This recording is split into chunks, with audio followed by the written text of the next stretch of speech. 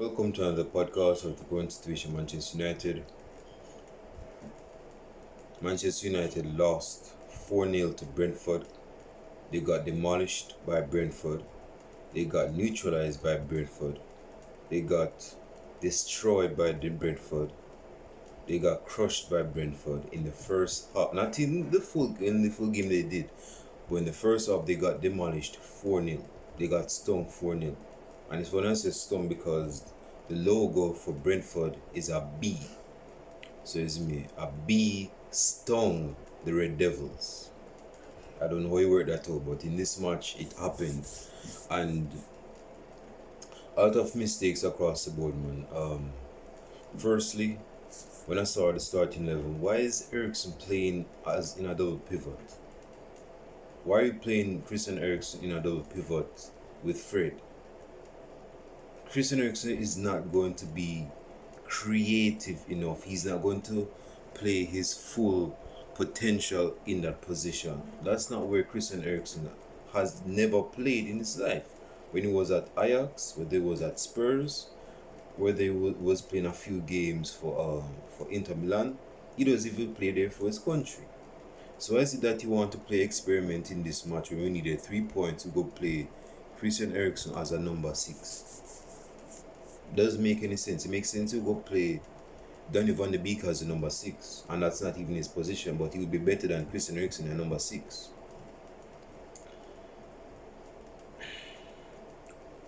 The defense, bro. What's up with the defense? And I've said this before, bro, and I said it in my last video. We have a lot of work to do. We have made proper signings.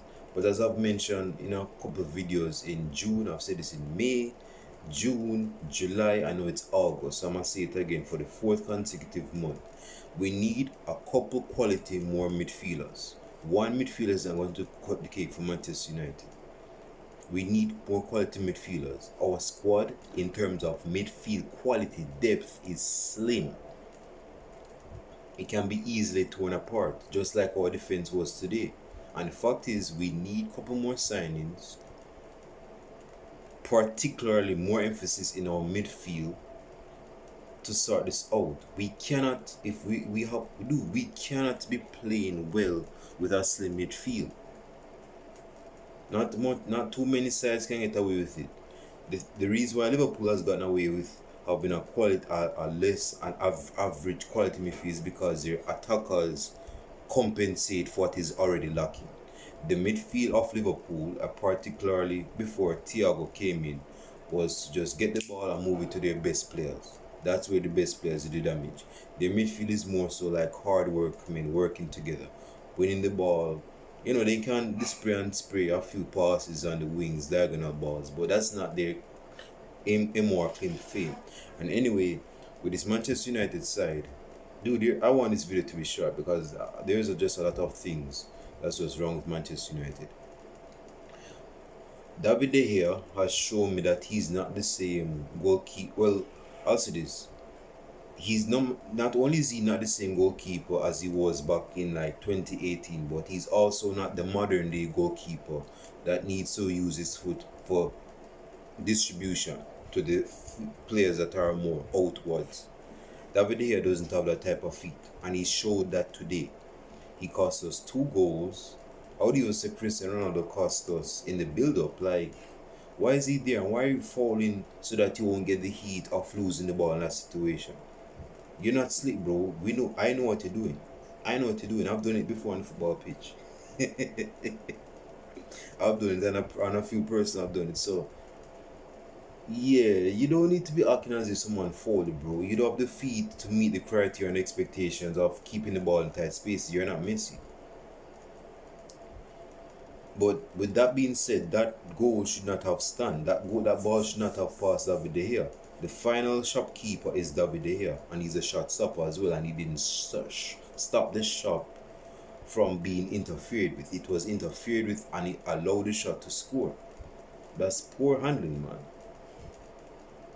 Lisandro Martinez, dude, I've said this in my last video.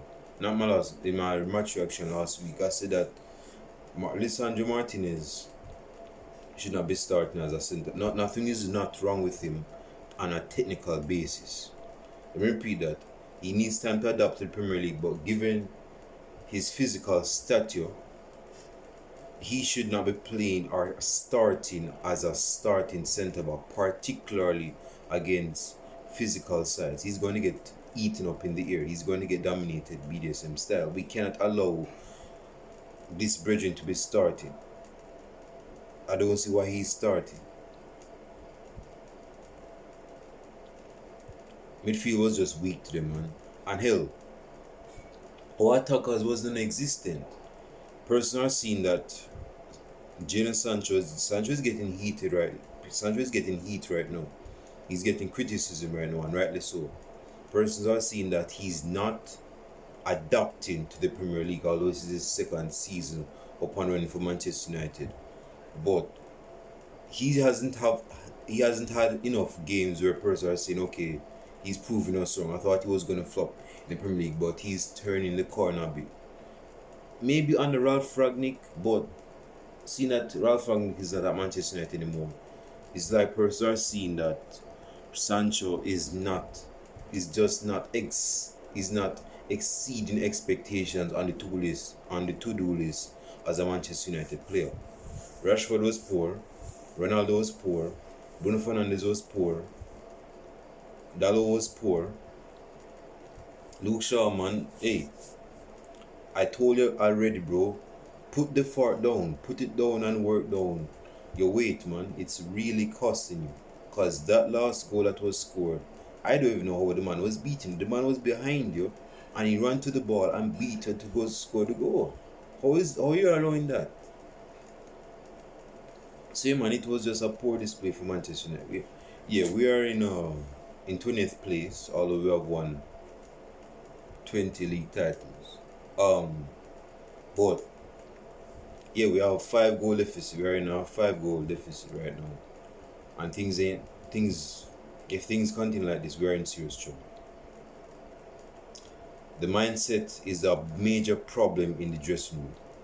Again, some of the players are just crap, but we have good enough players that should have beaten although we lost to Brighton, that should have beaten Brentford away from home.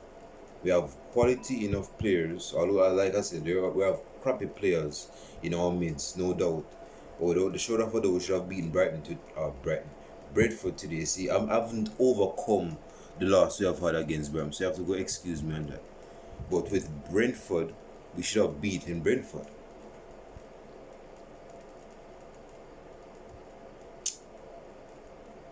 It's just one of those times. The thing is this, dude. If this was like in 2013, 2014, I would be like off the chain, off the wire, just screaming about and say, why is it that we're losing to Brentford 4-0? Dude, I've seen a lot of Manchester United has the tendency of making sides that are even smaller than them in stature, whether it's in technical ability or in the prowess of the club, looks bigger than them. And I don't like that, man. Again, if this was like 2013, 2014, I would just be pissed off. I mean, I was pissed off today, but it would have been more shown. It would have been more overt. Was the word? It would have been more over. But right now, I'm like, it's just another day in the year. I'm not even bothered right now.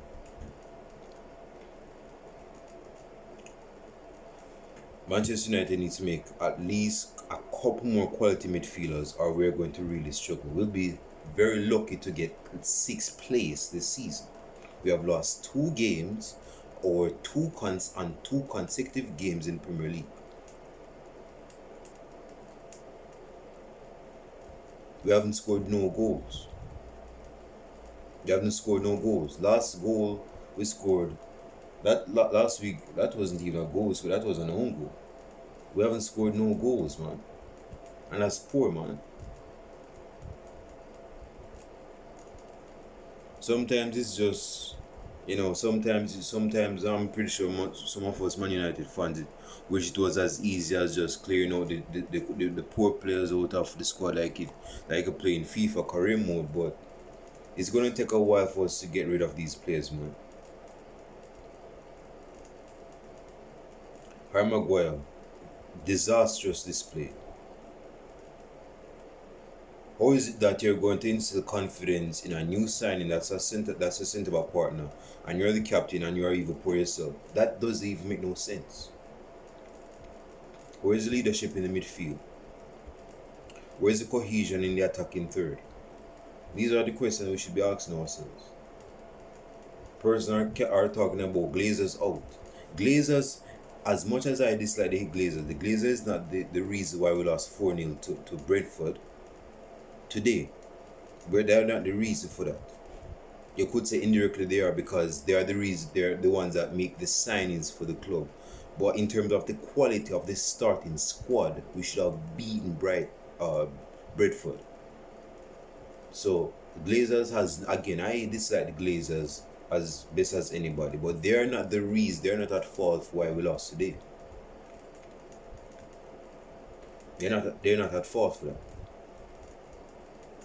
Leave your comments down below. I can go on and on, bro, but I'm not going to be using this match reaction video as a ventilator for my venting. But like and subscribe to the channel, leave your comments down below, and I'll show it to you guys in the next video podcast. I'm out.